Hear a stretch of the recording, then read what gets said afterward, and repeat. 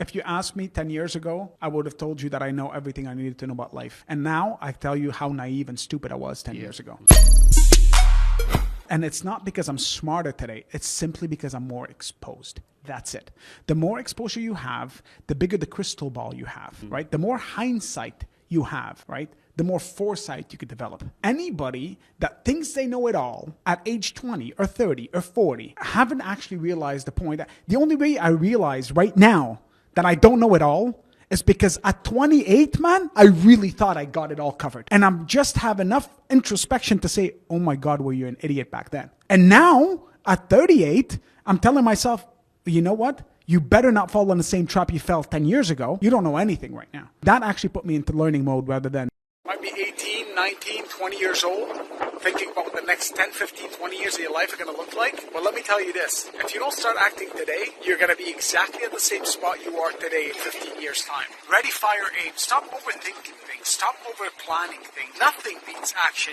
Nothing beats the lessons you get when you start acting, when you start doing, when you start working, when you start hustling. I keep on saying the same words for a reason, guys. Ready, fire, aim. Stop over-planning. Stop overthinking. How many of you have ideas that you haven't actually actioned just because you're overthinking it, just because you're over-planning it? Stop over-planning. Just act. Nothing gives you better lessons than action. It's not just about the end game, but the actual journey. Yeah. There's one line of Gary Vee that I said once has resonated. I want to tattoo this on myself one day. I don't need to buy the jets. I need to try to buy the jets. Oh, yeah. And being in love with that process, like really understanding that it's not just about the end game, but the actual journey. Yeah. That's something you're either feeding off of or you're not. There isn't an in between. You cannot fake that. There's no faking it. You're going to give up. You have hopes and dreams. What are you going to do about them? You can't pay rent at the end of the month. What are you going to do about that? You have a problem with a family member. How are you going to fix that? What are you going to do about that? You want to learn English?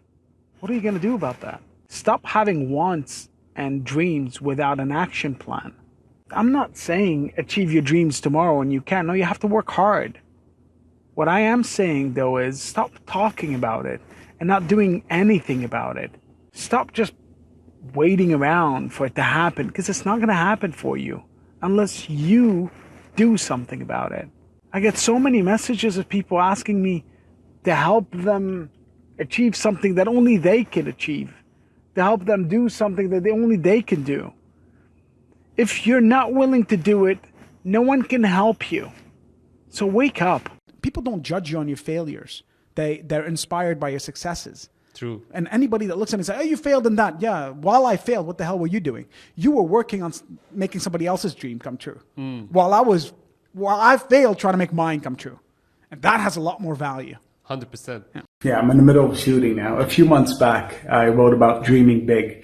And so many came back and told me, like, you had such a hard time finding your dream or finding what you wanted to do or understanding what your passion is and trying to find yourself. Let me at least draw the path to actually find that. And that path isn't a guessing game. It's a trying game, right? So you don't just wake up in the morning and say, this is what my dream will be. This is what I'm really passionate about without having tried this. You get my point? So the main message that I was trying to make in a lot of my videos was to act and to try so that you can figure out what you like, so that you can zone in, focus, be laser focused on it and just basically scale and live your life that way. It isn't about guessing and then doing. It's about doing and then finding out and then learning English. And I've noticed now, since all of this started, English started and all of that, learning English is a means to an end, right? So it's either you want to learn to grow in your career, you want to learn to travel to other countries, you want to learn to get to the university you want to get to. Learning English as a standalone isn't enough.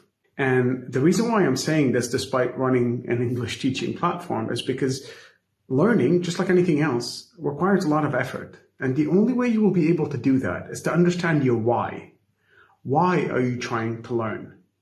And once you find the why and you feel that it's important enough, then you have the right mindset to actually put in the effort, because the end game is not learning English. The end game is your why. Peace. Guys, if you like this video, please press this button right here and share it on your stories. Thanks. So my driver is not money. Being good is good for business. You don't build $1 billion company unless you actually impact lives. Right? But go back. What do you mean being good? Being good in what? So anything you do. So adding value, changing a life, So my driver is not money. My driver is impact, because I know impact is actually highly profitable. Yeah. Right? Yeah. So my driver is not how do I make money now? And this is whoever we're competing against, their first driver is how do we make this profitable? I couldn't care less about this right now. I know it will be profitable one way or another. If I'm impacting 1 million people, I'm making money. Is this how you follow everything you do in life, or just it's just like impact is more? It's not just about the end game, but the actual journey. Yeah. There's one line of Gary Vee that I said once has resonated. I want to tattoo this on myself one day. I don't need to buy the jets. I need to try to buy the jets. Oh, yeah. And being in love with that process, like really understanding that it's not just about the end game, but the actual journey. Yeah. That's something you're either feeding off of or you're not. There isn't an in between. You cannot fake that. There's no faking it. You're going to give up. Ever wonder why it's always the same people that get lucky? I've got news for you. It has nothing to do with luck. All of these people are doing, they're either being prepared, they do it often so they don't give up on the first shot, and they tweak their weight so they change their methodology. Take fishing, for example. You go in the lake, you bring a rod, the right bait, you cast. If you catch a fish, is that luck? No, you were prepared. Well, you cast, you don't catch a fish. What do? Take 50 fishing rods, throw all 50 in a lake. Are you more likely to catch a fish? Yes. Is that luck? No. You're just trying more often. Say you take one fishing rod, didn't work, 50 fishing rods didn't work. Cast a net. Are you more likely to catch a fish then? Yes. Was that luck? No. You change your methodology. So, preparedness, frequency, methodology, and you'll catch a fish, and you'll get lucky. So go out there and control your luck.